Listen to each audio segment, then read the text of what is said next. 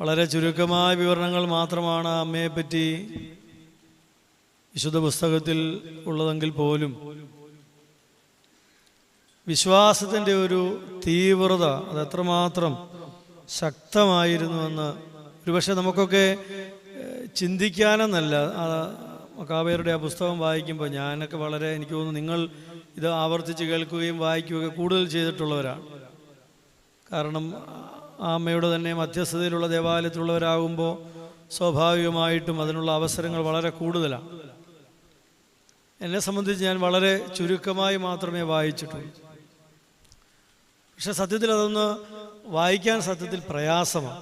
അത്രമാത്രം തീവ്രമായ ആ ഒരു വിശ്വാസ ധീരത, എന്താ വാക്കൊക്കെ അതിനുപയോഗിക്കേണ്ടതെന്ന് എനിക്കറിയില്ല.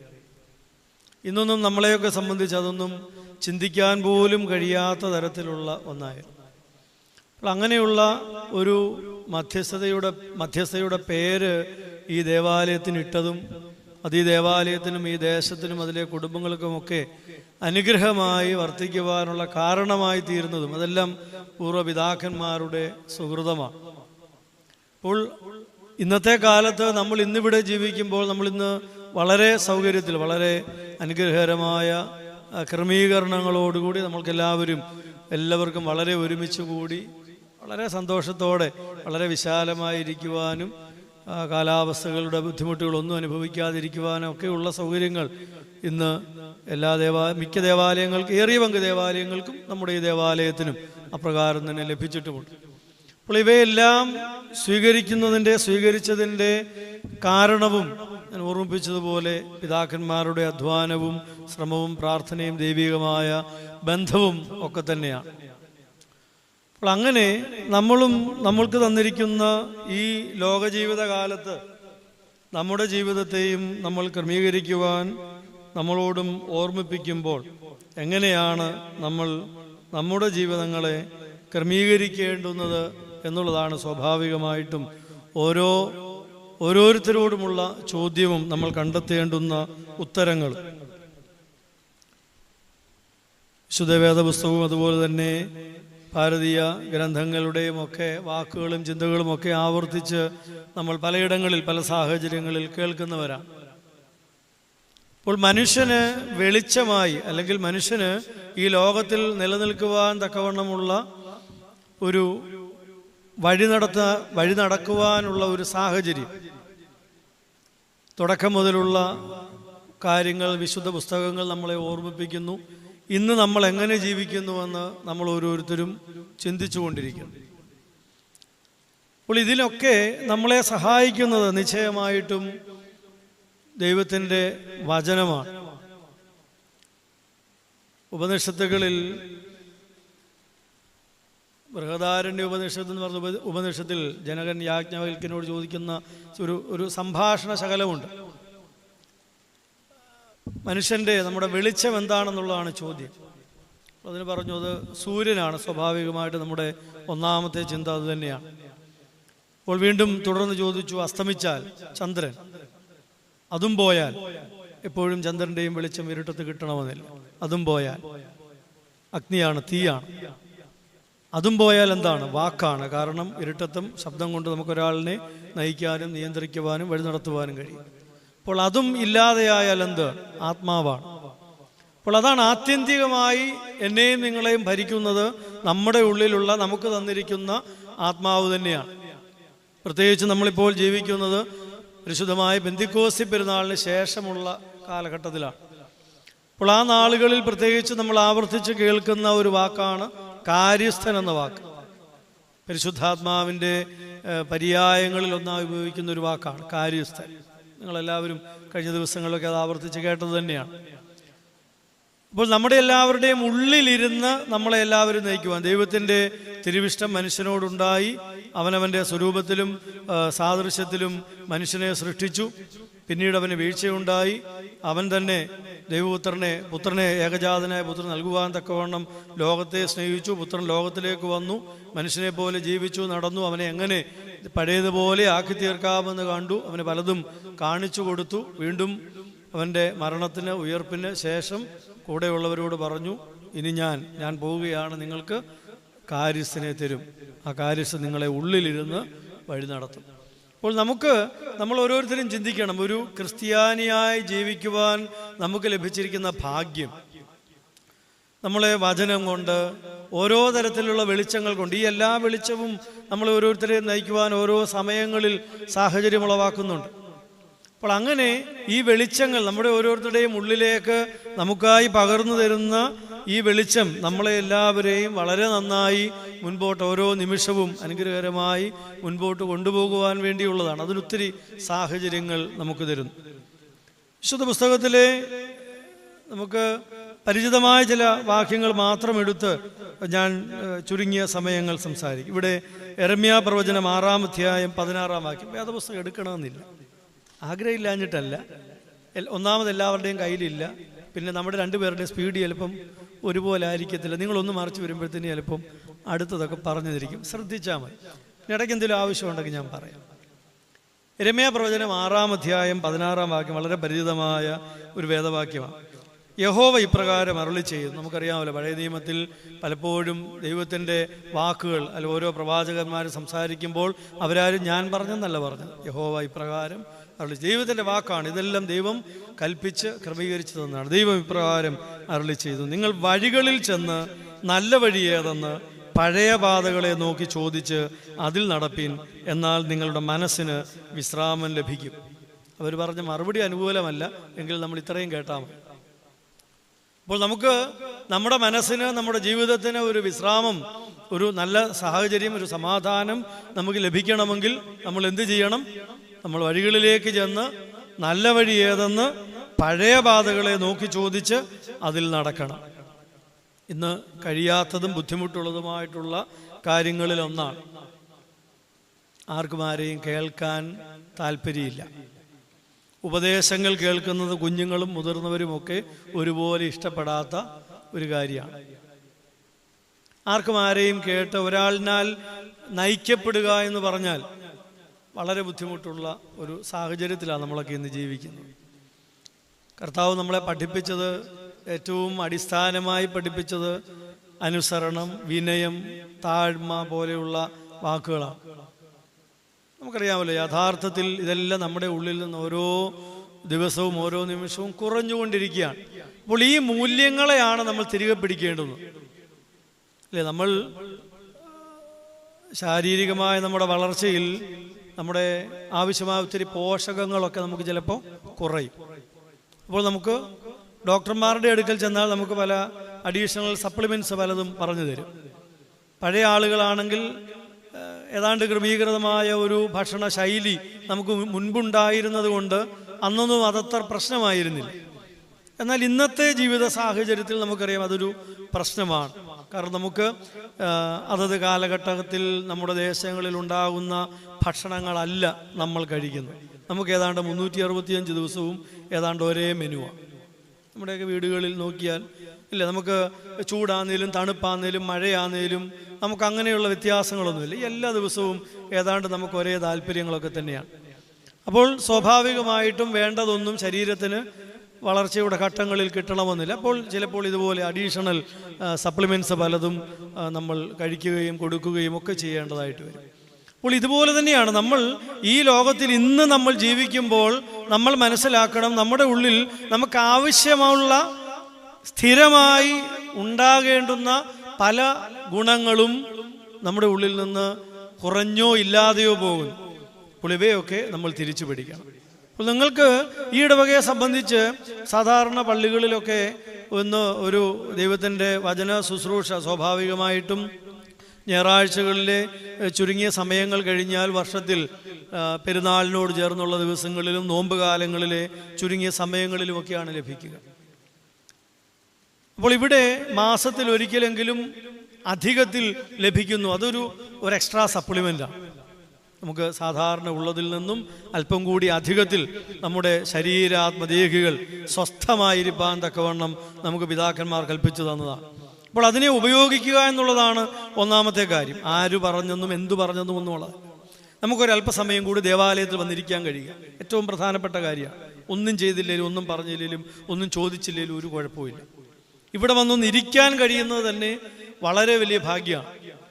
എനിക്കും സത്യത്തിൽ ഈ ഒരു 4-5 ദിവസം അച്ഛൻ എന്നെ എന്നാ വിളിച്ചതെന്ന് ഞാൻ ഓർക്കുന്നില്ല. എങ്കിലും ഒരാഴ്ചയിൽ ചുരുങ്ങിയ സമയമായിട്ടുള്ളൂ. പ്രത്യേകിച്ച് അച്ഛനും ഇങ്ങോട്ട് വന്നിട്ട് കുറച്ച് ദിവസമേ ആയുള്ളല്ലോ. അന്നു മുതൽ മർത്തശ്മൂനി മാതാവിനെ കേൾക്കുകയും അറിയുകയും പഠിക്കുകയും ഒക്കെ ചുരുക്കമായിട്ടെങ്കിലും ചെയ്തിട്ടുള്ളതാണെങ്കിൽ പോലും അന്ന് വരെ എൻ്റെ സ്ഥിരമായിട്ടുള്ള പ്രാർത്ഥനയിൽ ഈ മാതാവിൻ്റെ പേരില്ലായിരുന്നു.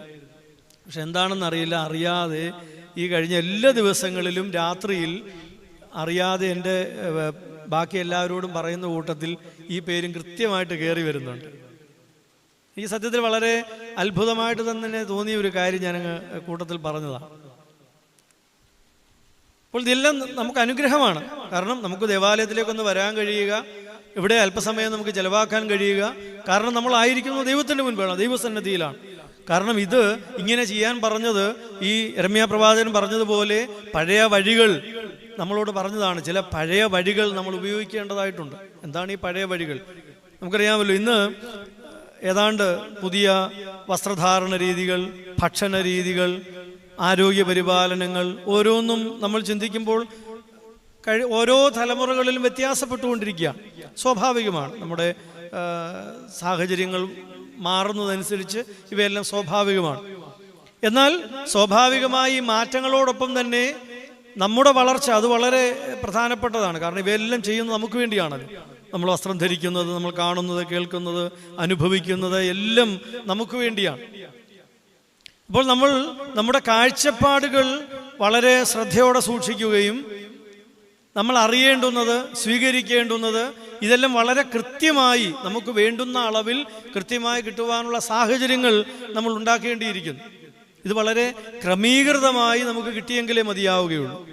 കാരണം നമ്മൾ ആയിരിക്കുന്ന ഒരു തലമുറ അത് ചില വീഴ്ചകൾ വന്നതിൻ്റെ ബാക്കി പത്രങ്ങളാണ്.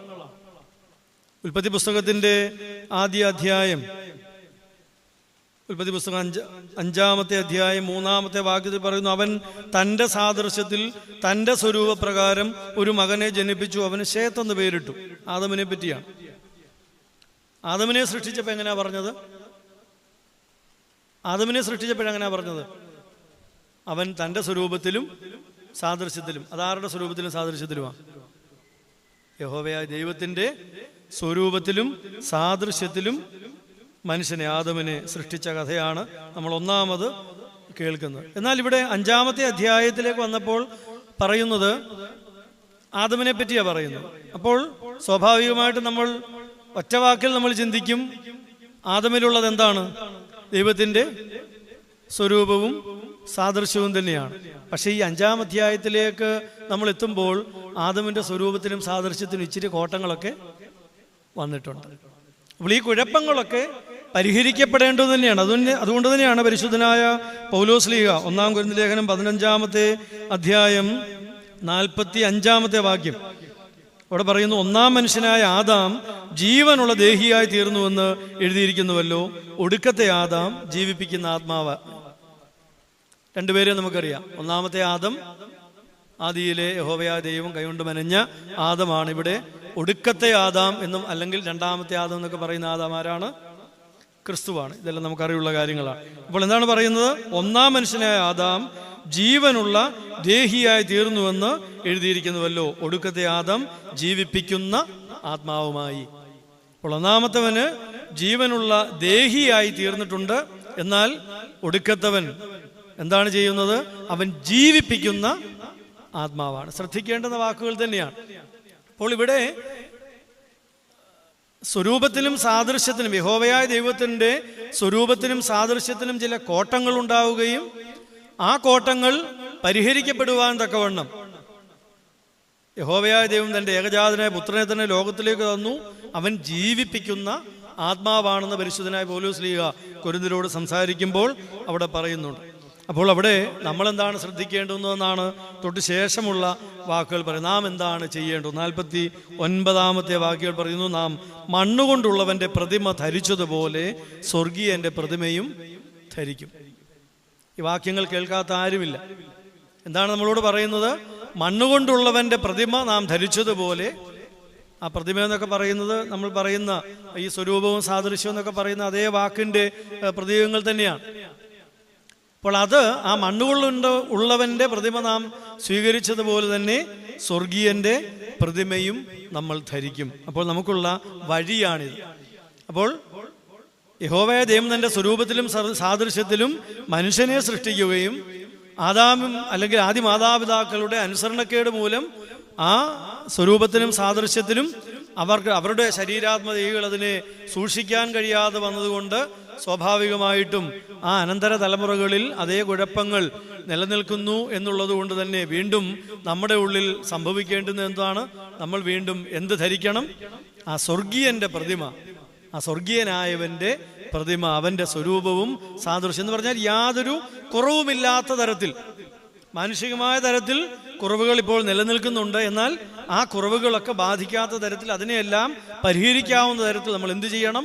നമ്മൾ ആ സ്വർഗീയനാവിൻ്റെ ഒടുക്കത്തെ ആദമായവൻ്റെ അല്ലെങ്കിൽ രണ്ടാമത്തെ ആദമായവൻ്റെ ദൈവത്തിൻ്റെ ഏകജാതനായ പുത്രനായവൻ്റെ യേശു മിശിഹായുടെ പ്രതിമ, സ്വരൂപം, സാദൃശ്യം നമ്മൾ ധരിക്കണം. ഇതാണ് ക്രിസ്തു ലോകത്തിലേക്ക് വന്ന് ഈ പറയുന്ന കഷ്ടപ്പാടുകളൊക്കെ ചെയ്തത് ഇതിനു വേണ്ടിയാണ്. ഇപ്പോൾ നമ്മളോട് പറയുന്നു ഇതിനുള്ള വഴിയാണ് നമുക്ക് ഓരോരുത്തരും ഈ ലോകത്തിലേക്ക് ജനിച്ച് വീണ് ഇവർക്കെല്ലാവർക്കും, ഈ ജനിച്ചു വീഴുന്ന ഓരോരുത്തർക്കും എന്തു വേണം? ഈ പ്രതിമ, ഈ സ്വർഗീയൻ്റെ പ്രതിമയിലേക്ക് ഇവരെല്ലാവരും വരണം. അവരെല്ലാവരും ഇപ്പോൾ ആയിരിക്കുന്നത് ഈ മൺമയനായവൻ്റെ പ്രതിമയിലാണ് നിൽക്കുന്നത്. ഈ ജനിച്ചു വീഴുന്ന ഓരോരുവനും സ്വർഗീയനായവൻ്റെ പ്രതിമയിലേക്ക്, ആ സ്വരൂപത്തിലേക്ക്, സാദൃശ്യത്തിലേക്ക് മാറ്റപ്പെടണം, അല്ലെങ്കിൽ ഉയർത്തപ്പെടണം. അപ്പോൾ അതിനുള്ള വഴിയാണ് സഭാജീവിതം. അപ്പോൾ പരിശുദ്ധ സഭ അല്ലെങ്കിൽ ദൈവം ഈ ലോകത്തിലേക്ക് നമുക്ക് ഇവയെല്ലാം തന്നത് ഇങ്ങനെ ഈ അവസ്ഥയിൽ നിന്ന് ഉയരുവാൻ വേണ്ടിയാണ്, നമ്മളെല്ലാവരും ഉയർത്തപ്പെടുവാൻ വേണ്ടിയാണ്. അപ്പോൾ നമ്മൾ സ്വർഗീയനായവൻ്റെ പ്രതിമയെ ധരിച്ചുകൊണ്ട് അതേ തേജസ്സിൽ, ആ തേജസ്സായി രൂപാന്തരപ്പെടാനുള്ള സാഹചര്യങ്ങൾ. അപ്പോൾ അതിനുള്ള പ്രാഥമിക പടി നമുക്കെല്ലാവർക്കും അറിയാം. ഒന്നാമത്തെ ഘട്ടം ഇവിടെ പഴയ നിയമത്തിലാണെങ്കിൽ ഉൽപ്പത്തി പുസ്തകത്തിൻ്റെ 17-ാമത്തെ അധ്യായത്തിൽ അന്നേ തുടങ്ങിയതാണ് ഈ കാര്യങ്ങൾ. അപ്പോൾ ദൈവത്തിൻ്റെ ശ്രമം മനുഷ്യന് ഈ വീഴ്ചയുണ്ടായി വിട്ടുകളഞ്ഞിട്ടില്ല. നമ്മൾ ചിന്തിക്കേണ്ടുന്ന കാര്യമാണ്. വിട്ടുകളഞ്ഞിട്ടില്ല അവനെ, കാരണം അവന് കൊടുത്തത് തൻ്റെ സ്വരൂപവും സാദൃശ്യമാണ്. അത് നഷ്ടപ്പെട്ടു പോകുവാൻ ദൈവം ആഗ്രഹിക്കുന്നില്ല.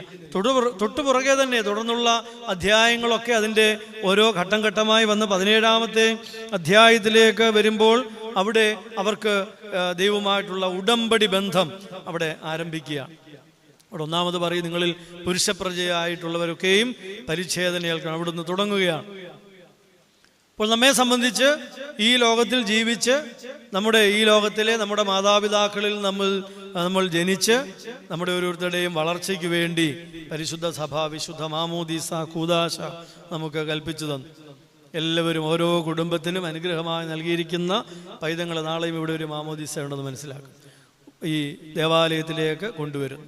ദേവാലയത്തിലേക്ക് കൊണ്ടുവന്ന് വിശുദ്ധ മാമോദീസ കൂദാശയിൽ കൂടി, അതിൻ്റെ പ്രാധാന്യമൊക്കെ നമുക്കറിയാവുന്നതാണ്. ആ കൂദാശകളൊക്കെ സ്വീകരിച്ച് അവൻ ആ സ്വർഗീയനായവൻ്റെ പ്രതിമയിലേക്ക് ചേരുവാനുള്ള മുഖാന്തരം, അതിൻ്റെ ചവിട്ടുപടി, അതിലേക്ക് അവൻ പ്രവേശിച്ചിരിക്കുന്നു. ഇനി അവന് അതിന് സാധ്യതയുണ്ട്. അപ്പോൾ ഇനിയും അവൻ അവൾ ചെയ്യേണ്ടുന്നത് എന്താണ്? ആ ലഭിച്ചതൊന്നും നഷ്ടപ്പെടുത്തരുത്. എവിടെയും പറയുന്നതാണ്, ഇവിടെ പ്രകാശത്തിൻ്റെ വസ്ത്രം. പണ്ടവരെന്ത് കളഞ്ഞു? യഹോവയെ ദൈവം കൊടുത്ത ആ തേജസ്സിൻ്റെ വസ്ത്രം അവർ ഉരിഞ്ഞു കളഞ്ഞു. അങ്ങനെയാണ് ആദിമാതാപിതാക്കളെ പറ്റി പറയുന്നത്. അപ്പോൾ അവർ അന്ന് നഷ്ടപ്പെടുത്തിയ വസ്ത്രം വിശുദ്ധമായ മാമോദീസ കൂദാശയിൽ കൂടി ഈ കുഞ്ഞുങ്ങൾക്ക് കൊടുക്കുന്നു, അല്ലെങ്കിൽ നമുക്ക് ഓരോരുത്തർക്കും ലഭിച്ചിരിക്കുന്നു. ഇനി നമ്മുടെ ഉത്തരവാദിത്വം എന്താണ്? അതിൽ തന്നെ മുൻപോട്ട് പോകണം. എന്തെങ്കിലും ഒന്ന് കിട്ടിയത് കൊണ്ട്, വണ്ടിയെ കയറിയത് കൊണ്ട് മാത്രം കാര്യം നടക്കൂ ഇല്ല. ഇവിടുന്ന് അടൂര് വരെ പോകണം, ബസ്സിൽ കയറിയാൽ മാത്രം കാര്യം നടക്കുമോ? ഒത്തിരി ഘടകങ്ങളുണ്ട്. വണ്ടിയെ കയറിയാൽ ടിക്കറ്റ് എടുക്കണം, അതിനുള്ള കാശുണ്ടാക്കണം. അവിടെ ചെന്നാൽ ഇപ്പം സ്ത്രീകൾക്കൊക്കെ ഇച്ചിരി ഫ്രീ ഒക്കെ ഉണ്ട്. അവിടെ ചെന്ന് കഴിഞ്ഞാൽ കൃത്യസ്ഥലത്ത് ലക്ഷ്യസ്ഥാനത്ത് ഇറങ്ങുകയൊക്കെ വേണം. വെറുതെ ഒന്നും നടക്കത്തില്ല. അപ്പോൾ നമുക്ക് അതിനുള്ള ഒരു ചവിട്ടുപടി, അതിനുള്ളൊരു തുടക്കം നമുക്ക് വളരെ കൃത്യമായി നമുക്ക് തന്നിട്ടുണ്ട്. അപ്പോൾ ഈ ജീവിതം മുൻപോട്ട് കൊണ്ടുപോകുക എന്നുള്ള ഉത്തരവാദിത്തമാണ്. അതുകൊണ്ടാണ് ഒരു കുടുംബത്തിലൊരു പൈതലിനെ ലഭിച്ചാൽ ഒട്ടും താമസിക്കരുതെന്നാണ് പറഞ്ഞത്. നിങ്ങൾ എത്രയും എത്രയും പെട്ടെന്ന് തന്നെ എത്രയും നേരത്തെ വിശുദ്ധ കൂദാശ കൊടുക്കാമോ അത്രയും നേരത്തെ ആ കൂദാശകളൊക്കെ കൊടുത്ത് ആ പൈതലിനെ ആ കുടുംബത്തോട് ആ പരിശുദ്ധ സഭയോട് ഒക്കെ ചേർത്ത് വളർത്തിക്കൊള്ളണം. ഇതെല്ലാം നമ്മളോട് ഏൽപ്പിച്ചു വിട്ടിരിക്കുന്നതാണ്. എന്തിനാണ്? ആ സ്വർഗീയനായവൻ്റെ പ്രതിമയെ ധരിക്കുവാൻ വേണ്ടിയാണ്. കാരണം വളരെ വ്യക്തമായിട്ട്, പ്രത്യേകിച്ചും പരിശുദ്ധനായ പൗലോസ്ലീഹായാണല്ലോ ഒത്തിരി കാര്യങ്ങൾ ആദിമ കാലഘട്ടത്തിൽ വിശദീകരിച്ചു കൊടുത്തത് നമ്മുടെ കയ്യിൽ നമുക്ക് ലഭിച്ചിട്ടുള്ളത്. കാരണം നമുക്കറിയാമല്ലോ, സുവിശേഷ ഭാഗങ്ങൾ കഴിഞ്ഞാൽ ഏറ്റവും കൂടുതൽ സ്ലീഹായുടെ ലേഖനങ്ങളിൽ കൂടിയാണ് ഈ ദൈവശാസ്ത്രങ്ങളൊക്കെയും വിശദീകരിക്കപ്പെടുന്നത്. കാരണം ഇവയൊക്കെയും ലേഖനങ്ങളുടെ രൂപത്തിൽ വന്നപ്പോൾ ഇതെല്ലാം ഓരോ ദേശക്കാരോട് പറഞ്ഞു, ഓരോ കൂട്ടരോട് പറഞ്ഞതാണ്. എന്തിനാ പറഞ്ഞത്? എങ്ങനെയാണ് ഓരോ വിഷയങ്ങളും ഉണ്ടായത്? എങ്ങനെയാണ്? ഓരോ സ്ഥലത്തും ഓരോ തരത്തിലുള്ള പ്രശ്നങ്ങളാണ്. ഓരോ വിശ്വാസ വിപരീതങ്ങൾ, അല്ലെങ്കിൽ ദൈവത്തിൻ്റെ സുവിശേഷത്തിന് വിരുദ്ധമായിട്ട് ഓരോ ദേശത്തും ഓരോ സ്വഭാവമാണ്. അപ്പോൾ ഓരോ പ്രശ്നങ്ങൾക്കും ഓരോ ഇടങ്ങളിലേക്കും, ചിലയിടത്ത് വ്യക്തികളോടാണ്, ചിലയിടത്ത് ആ സമൂഹങ്ങളോടാണ്, ചിലയിടത്ത് ആ ദേശത്തോട് മൊത്തത്തിലാണ്. അപ്പോൾ അങ്ങനെ മുഴുവനായും ഓരോ കാര്യങ്ങളും പറഞ്ഞ് പഠിപ്പിക്കുമ്പോഴേക്കും നമുക്ക് മനസ്സിലാവുന്നു ഇങ്ങനെയൊക്കെ ചില കുഴപ്പങ്ങൾ ഉണ്ടാകാൻ സാധ്യതയുണ്ട്. അപ്പോൾ ഇങ്ങനെയുള്ള ചില കുഴപ്പങ്ങൾ ഉണ്ടാകാൻ സാധ്യതയുണ്ട്. അതുകൊണ്ട് ഞാനും ശ്രദ്ധിക്കണം, ഇല്ലേ? അല്ലാതെ നമ്മൾ ഇവിടെ ഈ ശ്ലീഹന്മാർ കൊരിന്ത്യരോടോ കൊലോസ്യരോടോ ഒക്കെ പറഞ്ഞ കാര്യങ്ങൾ നമുക്ക് വെറുതെ വായിച്ചു തള്ളാനുള്ളതല്ലോ. അതുപോലെയുള്ള അവിടെ അന്ന് സംജാതമായിട്ടുള്ളതുപോലെയുള്ള വിഷയങ്ങൾ നമ്മുടെ ഓരോരുത്തരുടെയും ഉള്ളിൽ നമ്മുടെ സാധാരണ ജീവിതത്തിൽ നടക്കുവാനുള്ള സാധ്യതകൾ വളരെ കൂടുതലാണ്. അപ്പോൾ അവിടെ പ്രത്യേകിച്ചും പരിശുദ്ധനായ പൗലോസ്ലീഹ കൊരിന്ത്യ ലേഖനത്തിൽ തന്നെ 1 കൊരിന്ത്യ ലേഖനം 7-ാമത്തെ അധ്യായത്തിൻ്റെ 14-ാമത്തെ വാക്യത്തിൽ ക്രിസ്ത്യാനിയുടെ സന്തതിയുടെ തലമുറകളുടെ അവസ്ഥ എന്താണെന്ന് ഓർമ്മിപ്പിക്കുന്നുണ്ട്.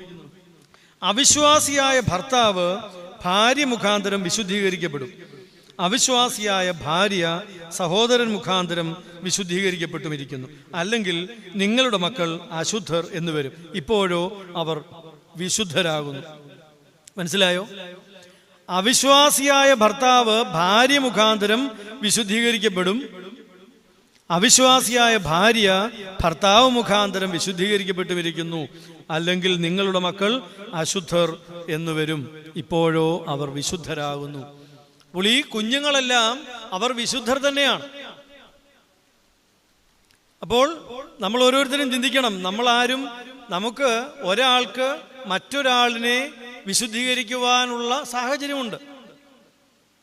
ഭാര്യ മുഖാന്തരം ഭർത്താവും, ഭർത്താവ് മുഖാന്തരം ഭാര്യയും വിശുദ്ധീകരിക്കപ്പെടും. അവരുടെ സന്തതി വിശുദ്ധരാണ്. ആദ്യ നൂറ്റാണ്ടുകളിൽ പറഞ്ഞ കാര്യമാണെന്ന് ചിന്തിക്കണം. അപ്പോൾ നമ്മൾ ഓരോരുത്തരും ഇത് ചിന്തിക്കണം. നമ്മുടെ കുടുംബജീവിതത്തെ പറ്റി നമ്മൾ ചിന്തിക്കേണ്ടുന്നത് തന്നെയാണ്. കാരണം നമ്മൾ എന്തിനുള്ളവരാണ്? പരസ്പരം വിശുദ്ധരാക്കുവാൻ വേണ്ടിയുള്ളവർ കൂടിയാണ്.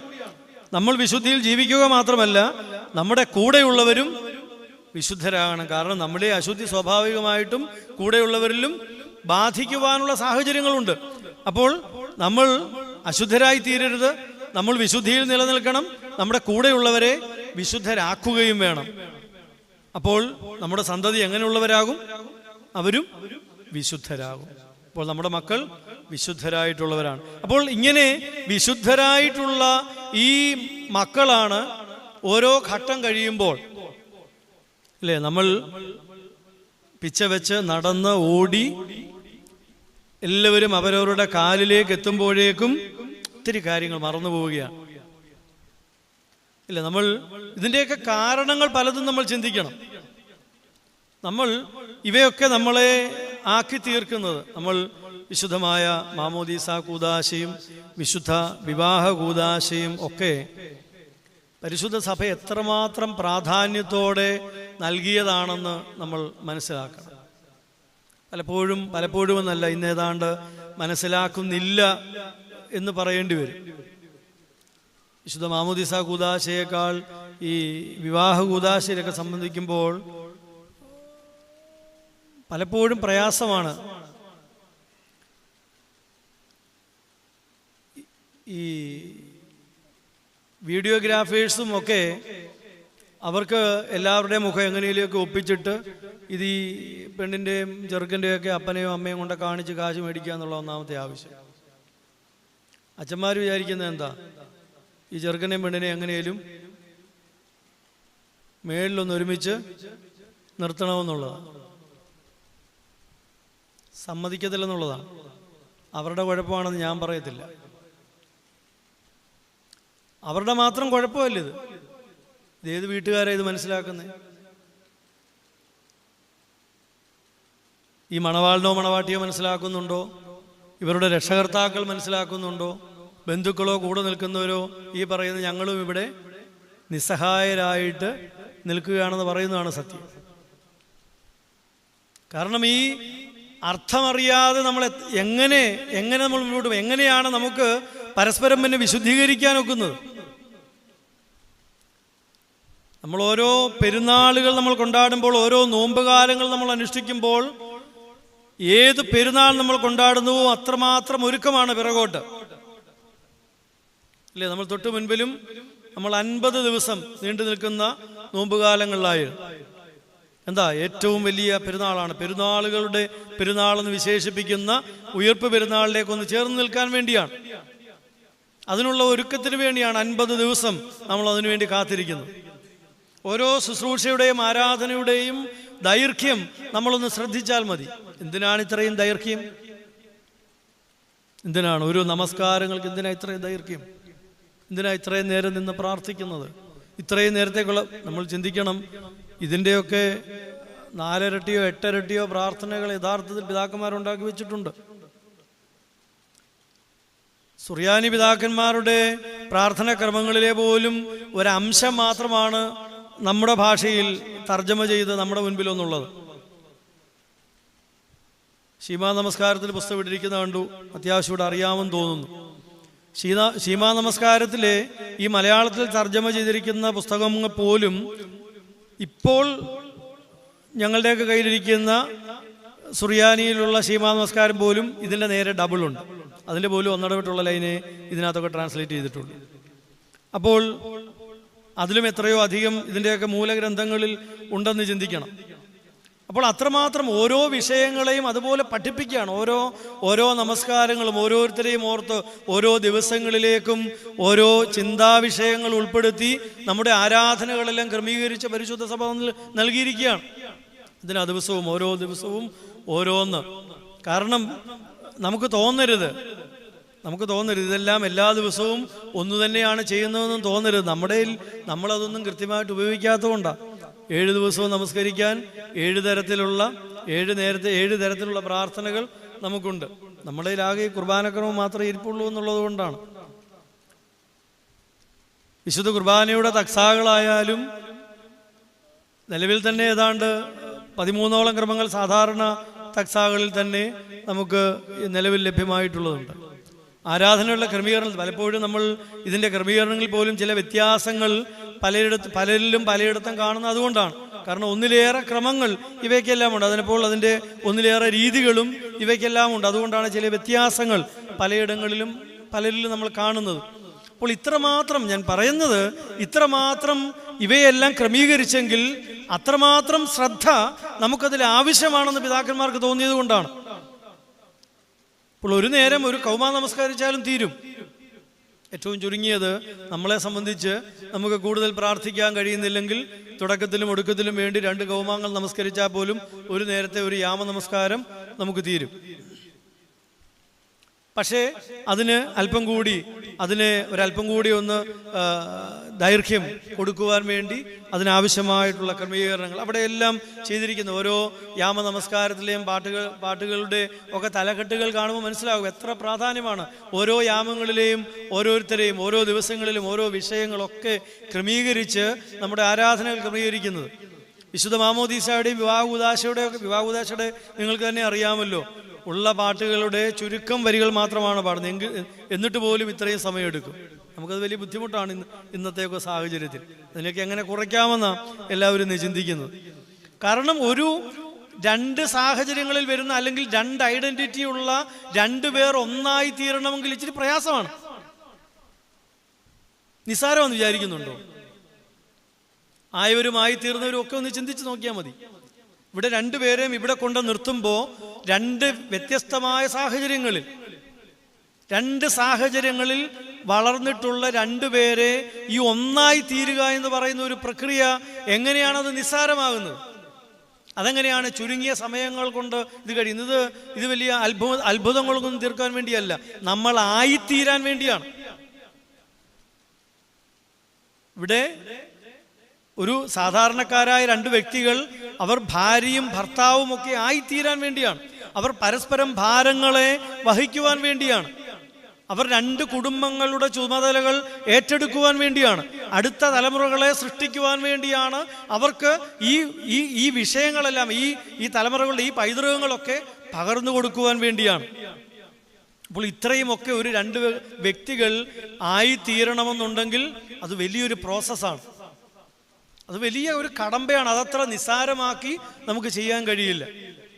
അപ്പോൾ ഇത്രയും നമ്മളിപ്പോൾ ചെയ്യുന്നത് ഏറ്റവും മിനിമം മാത്രമാണ്. എൻ്റെ അഭിപ്രായത്തിൽ ഇപ്പോൾ ഒരു വിവാഹ കൂദാശയിൽ നടക്കുന്നത് ഏറ്റവും മിനിമം കാര്യങ്ങൾ മാത്രമാണ്. അത് നിങ്ങളീ പറയുന്ന ഇത്രയും സമയമൊക്കെ എടുക്കുമായിരിക്കും, പക്ഷെ അതിൽ ഏറ്റവും മിനിമം കാര്യങ്ങൾ മാത്രം ഇപ്പോൾ നമ്മൾ ചെയ്യുന്നു.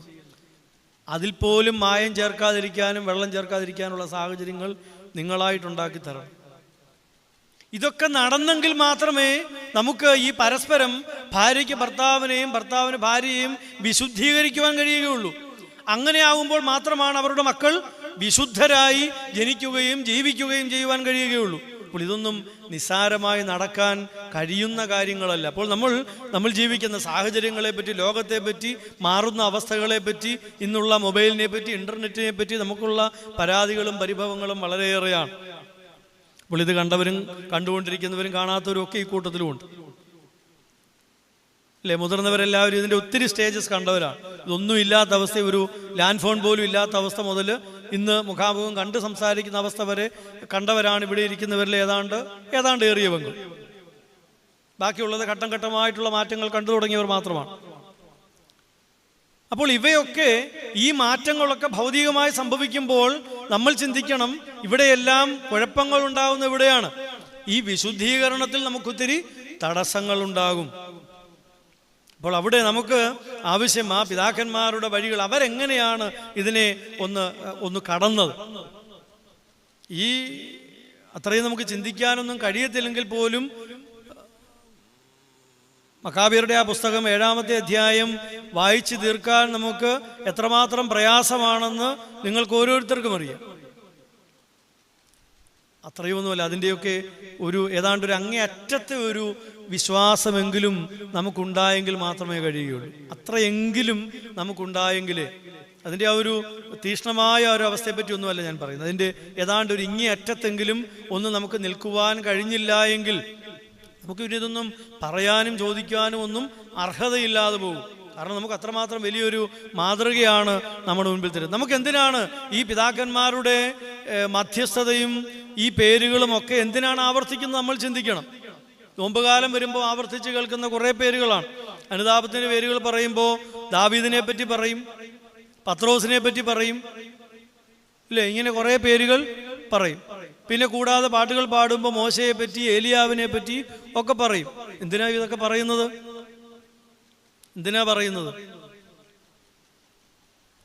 അനുതാപത്തിന്റെ ഈ ഉദാത്ത മാതൃകകൾ നമ്മുടെ മുൻപിൽ കാണിച്ചു തരുന്നത് എന്തിനാണ്? ഇതുപോലെ ഇവരും നമ്മളെപ്പോലെയോ നമ്മളെക്കാൾ കുറച്ചോ നമ്മളെക്കാൾ കൂടുതലോ പാപങ്ങൾ ചെയ്തിട്ടുള്ളവരാണ്. അപ്പോൾ ഇവരാരും പൂർണ്ണമായും വിശുദ്ധരായി ജന്മം മുതൽ ജീവിച്ചു വന്നിരുന്നവരല്ല. പക്ഷെ അവർക്കുണ്ടായിരുന്ന ഗുണം എന്താണ്?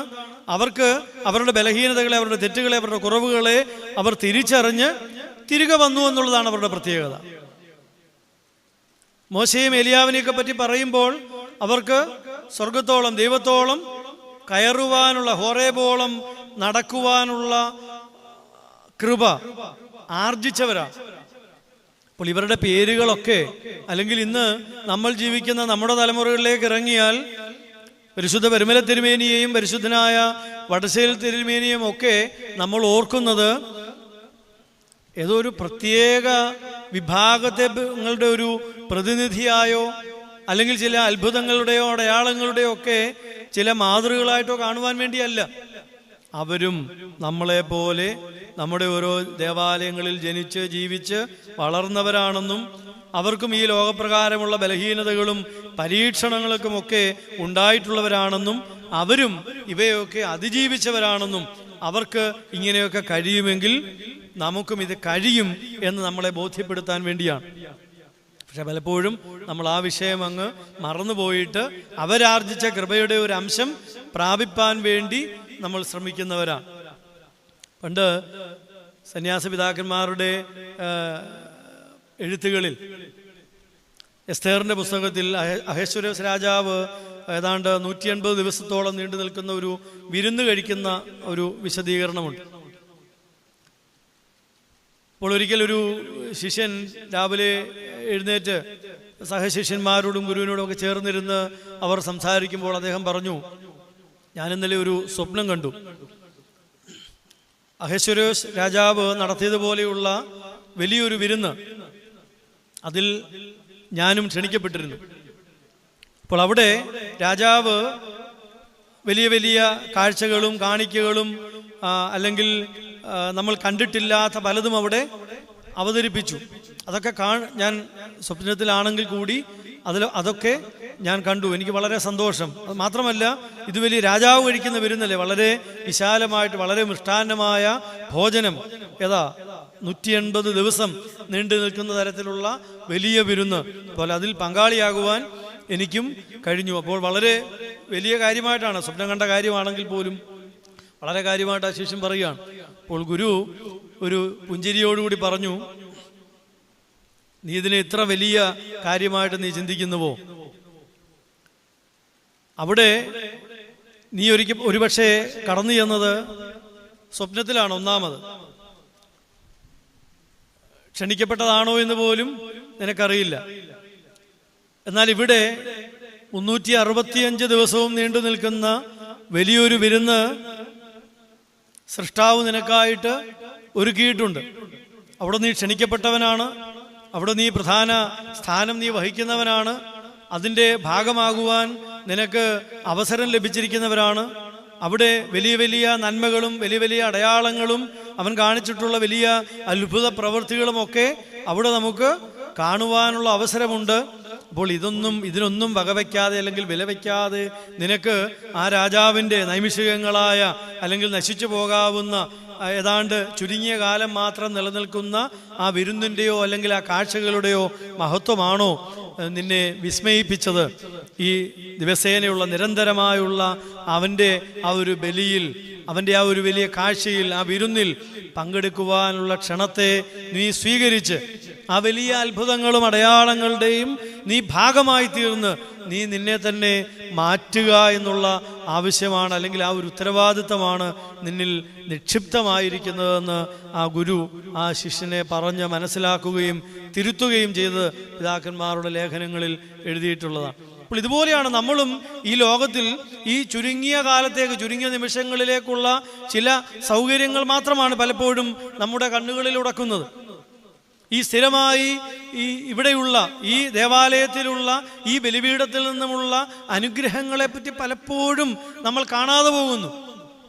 ഇത് വലിയൊരു സ്രോതസ്സാണ്, അനുഗ്രഹങ്ങളുടെ വലിയൊരു ഉറവിടമാണ് ഓരോ വിശുദ്ധ ദേവാലയവും അതിലെ ഓരോ ബലിപീഠങ്ങളും. അവിടെ വലിയ കാഴ്ചകളാണ് നമുക്കായിട്ട് ഒരുക്കപ്പെട്ടിരിക്കുന്നത്, വലിയ കാഴ്ചകൾ. അത് നമ്മുടെ സാധാരണ കണ്ണുകൾക്ക് ഒരുപക്ഷെ കാണാൻ കഴിയാത്തതോ കണ്ടാൽ മനസ്സിലാക്കുവാൻ കഴിയാത്തതോ ആണ്. എന്നാൽ ഇവിടെ ഒരുക്കത്തോടെ വരുന്നവന് ഇത് മുഴുവൻ കാണാൻ കഴിയും, ഇത് മുഴുവൻ തിരിച്ചറിയുവാൻ കഴിയും.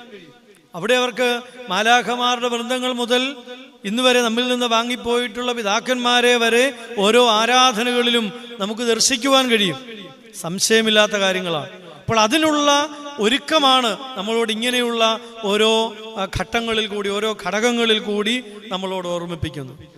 അപ്പോൾ നമുക്ക് ഈ വഴികൾ നമുക്ക് ആവശ്യമാണെങ്കിൽ, ഈ വഴികൾ നമ്മളെ ഓരോരുത്തരെയും വഴി നടത്തേണ്ടുന്നതാണെങ്കിൽ നിശ്ചയമായും നമ്മൾ ചില വഴികളോട്, പഴയ വഴികളോട് പോയി ചോദിക്കണം, എങ്ങനെയാണ് ഈ യഥാർത്ഥമായിട്ടുള്ള വഴി ഏതാണ്, ഏത് വഴിയിൽ കൂടിയാണ് ഞാൻ നടക്കേണ്ടുന്നത്, എൻ്റെ പിതാക്കന്മാർ എങ്ങനെയാണ് ഇവയെ തരണം ചെയ്തത്?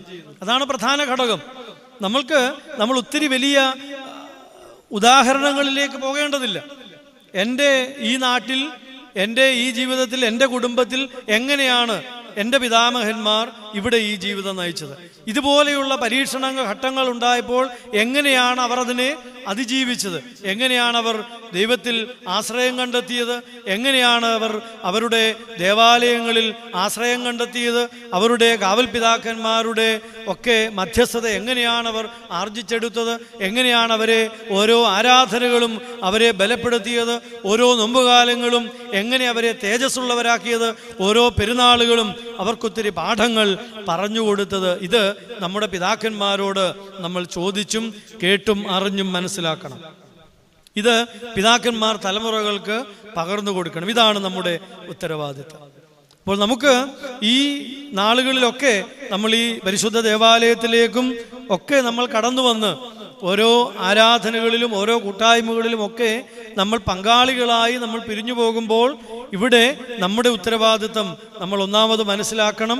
നമ്മൾ ഈ ലോകത്തിൽ ജീവിക്കുമ്പോൾ നമുക്കൊത്തിരി കുഴപ്പങ്ങൾ ഉണ്ടാകുവാനുള്ള സാധ്യതകളുണ്ട്. എന്നാൽ അതൊരു സാധ്യത മാത്രമാണ്.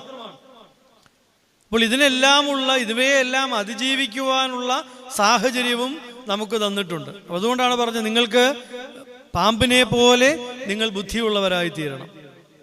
ഇതാണ് പാമ്പിനെ പോലെയുള്ള ബുദ്ധി. ഈ ലോകത്തിൽ ജീവിക്കുമ്പോൾ ഈ മണ്ണിൽ കൂടി ഇഴയുന്ന പാമ്പിൻ്റെ ശരീരത്ത് ഒരു തരി മണ്ണ് പോലും പറ്റില്ല.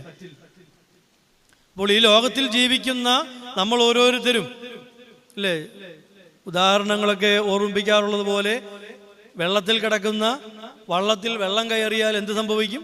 വള്ളം മുങ്ങിപ്പോകും. ഇപ്പൊ വെള്ളത്തിന്റെ മുകളിൽ ഈ വള്ളം മുങ്ങിക്കിടക്കുന്ന എന്തിനു വേണ്ടിയാണ്? വെള്ളത്തിൽ മുങ്ങുവാൻ വേണ്ടിയുള്ളതല്ല, വെള്ളത്തിൽ മുങ്ങിപ്പോകാതെ ഇരിക്കുവാൻ വേണ്ടിയുള്ളതാണ്. അപ്പോൾ ഈ ലോകത്തിൽ ഞാനും നിങ്ങളും ജീവിക്കുന്നതും ഈ ലോകത്തിൽ നശിച്ചു പോകുവാൻ, അമർന്നു പോകുവാൻ വേണ്ടിയുള്ളതല്ല. നമ്മൾ മണ്ണിന്റെ മക്കളായിരിക്കാം, പക്ഷേ നമ്മളെ വിണ്ണിന്റെ മക്കളായി അല്ലെങ്കിൽ ഈ സ്വർഗീയന്റെ പ്രതിമയിലേക്ക് ഉയർത്തുവാൻ തക്കവണ്ണം ക്രമീകരിച്ച് അതിനുവേണ്ടി ഉദ്ദേശിക്കപ്പെട്ടവരാണ്, അതിനുവേണ്ടി ഒരുക്കപ്പെട്ടിരിക്കുന്നവരാണ്. അപ്പോൾ ഈ മണ്ണിന്റെ സ്വഭാവങ്ങളൊക്കെ നമ്മെ ഭരിക്കുവാൻ ഒരു പക്ഷേ സാധ്യതകൾ ഉണ്ടായേക്കാം.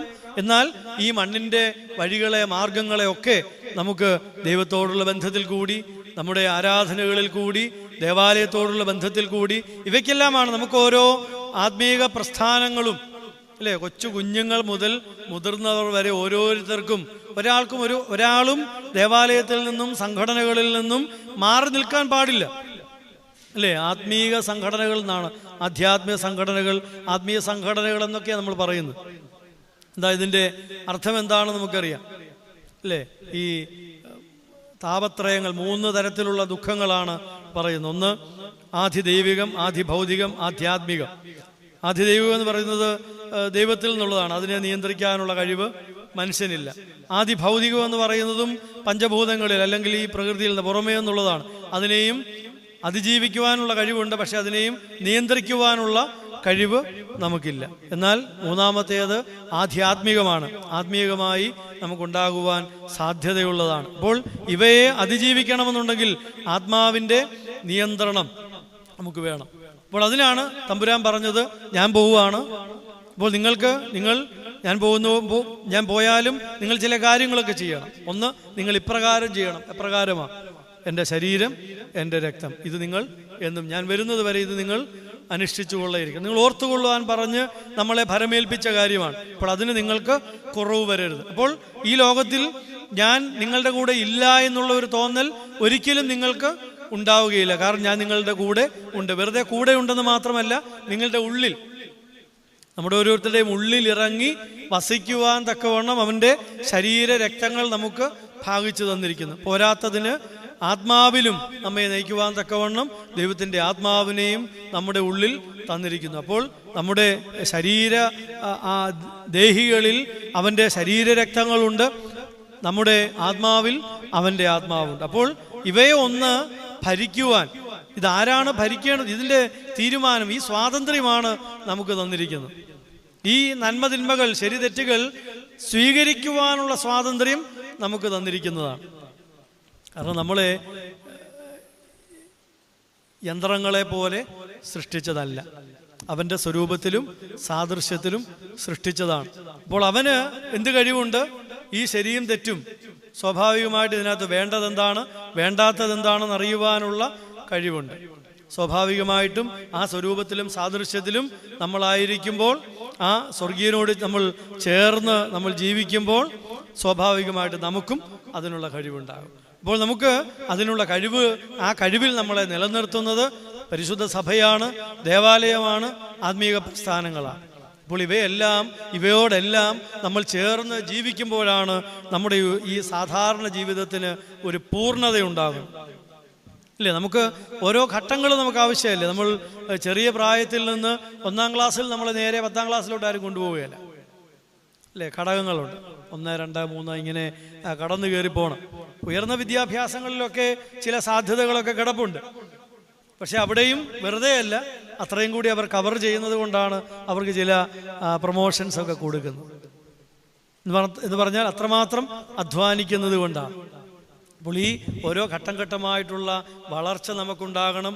ഓരോ ഘട്ടത്തിലും അവിടെ ഒരിടത്തും ദേവാലയത്തിൽ നിന്ന്, എൻ്റെ പള്ളി, എൻ്റെ ദേശം, ഇവയിൽ നിന്ന് മാറി നിൽക്കുന്ന ഒരു സാഹചര്യം നമുക്കുണ്ടാകരുത്. ഇവയെല്ലാം നമുക്കുണ്ടായാൽ നിശ്ചയമായിട്ടും നമുക്കുണ്ടാകുന്ന കൃപ, നമുക്കുണ്ടാകുന്ന സന്തോഷം, നമുക്കുണ്ടാകുന്ന സമാധാനം ഇവയൊക്കെ വളരെ വലുതായിരിക്കും. അവിടെയാണ് ഏലിയാ പ്രവാചകൻ്റെ ഒക്കെ പേര് നമ്മൾ തൊട്ടു മുൻപ് ഓർത്തതുപോലെ അവർ 40 രാവും 40 പകലും ഹോറേബോളം യാത്ര ചെയ്യുവാനുള്ള ശക്തി ലഭിച്ചു എന്നാണ് പറയുന്നത്. അപ്പോൾ അവയൊക്കെ ഇത് നമുക്ക് ലഭിക്കുന്നതാണ്. അവർക്കൊക്കെ ഇത് ലഭിച്ചിട്ടുണ്ടെങ്കിൽ ഇത് നമുക്ക് ലഭിക്കുന്നതാണ്. അപ്പോൾ നമ്മളെയും ഇതുപോലെ ആക്കി വെച്ചിരിക്കുന്നവരാണ്, ഇതുപോലെ അവൻ്റെ സ്വരൂപത്തിലും സാദൃശ്യത്തിലും ആക്കി വെച്ചിരിക്കുന്നവരാണ്. ജന്മത്തിൻ്റെ ഈ ലോകത്തിൽ നമ്മൾ ജനിച്ച് താമസം വിന ഈ നഷ്ടപ്പെട്ടു പോയ അവസ്ഥകളൊക്കെ നമുക്ക് തരികയും അതിൽ നിന്ന് നമ്മൾ മാറിപ്പോകാതെ ഇരിപ്പാൻ അവൻ്റെ ശരീരരക്തങ്ങളെയും അവൻ്റെ ആത്മാവിനെയും നമ്മിലേക്ക് തന്ന് ദൈനംദിനം ഒരു കുറവും കൂടാതെ നീ ജീവിച്ചോണമെന്ന് പറഞ്ഞ് നമ്മളായിരിക്കുന്ന ഇടം ഏദൻ തോട്ടമാക്കി വെക്കുവാൻ തക്കവണ്ണം നമ്മുടെ കുടുംബങ്ങളെയും നമ്മുടെ ദേവാലയങ്ങളെയും ഒക്കെ നമ്മളെ ഭരമേൽപ്പിച്ച്, ഇവയെല്ലാം നമ്മളെ ഏൽപ്പിച്ചിരിക്കുകയാണ്. നമ്മൾ ജീവിക്കുന്ന കുടുംബത്തെയും നമ്മൾ ജീവിക്കുന്ന ദേശത്തെയും നമ്മൾ ജീവിക്കുന്ന ഇടവകളെയും ഒക്കെ നമ്മളെ അതത് കാലത്ത് നമ്മളെ ഏൽപ്പിച്ചിരിക്കുകയാണ്. അപ്പോൾ ഇവിടെ നമ്മൾ ജീവിക്കുമ്പോൾ നമ്മുടെ പ്രധാനപ്പെട്ട ഉത്തരവാദിത്വം നമ്മൾ പരസ്പരം വിശുദ്ധീകരിക്കപ്പെടുക എന്നുള്ളതാണ്. അപ്പോൾ പരസ്പരം നമ്മൾ വിശുദ്ധീകരിക്കുവാൻ, ഞാൻ വിശുദ്ധനായിരുന്നാൽ മാത്രമേ എൻ്റെ കൂടെയുള്ളവരെ വിശുദ്ധിയിൽ നിലനിർത്തുവാൻ കഴിയുകയുള്ളൂ. അപ്പോൾ എൻ്റെ അശുദ്ധി എൻ്റെ കൂടെയുള്ളവരെ ബാധിക്കുവാൻ സാധ്യതയുണ്ട്. അതുകൊണ്ട് ഞാൻ രണ്ടാമതൊരാളിൻ്റെ അശുദ്ധിക്ക് കാരണമായി തീരരുത്. ഞാനും വിശുദ്ധനായിരുന്നു, കൂടെയുള്ളവരെയും വിശുദ്ധരായിരിക്കാനും അങ്ങനെ നമ്മുടെ തലമുറകളും വിശുദ്ധരായിരിക്കാനുമുള്ള സാഹചര്യങ്ങൾ ഭരമേൽപ്പിക്കപ്പെട്ടിരിക്കുന്നവരാണ്. അപ്പോൾ ആ ഉത്തരവാദിത്തങ്ങളെ പാലിക്കുവാൻ തക്കവണ്ണം നമുക്കെല്ലാവർക്കും കഴിയട്ടെ എന്ന് പ്രാർത്ഥിക്കുകയും എല്ലാ നന്മകളും ഈ ദേശത്തിനും ഇടവകയ്ക്കും എല്ലാ കുടുംബങ്ങൾക്കും പ്രത്യേകമായി ആശംസിക്കുകയും ചെയ്യുന്നു.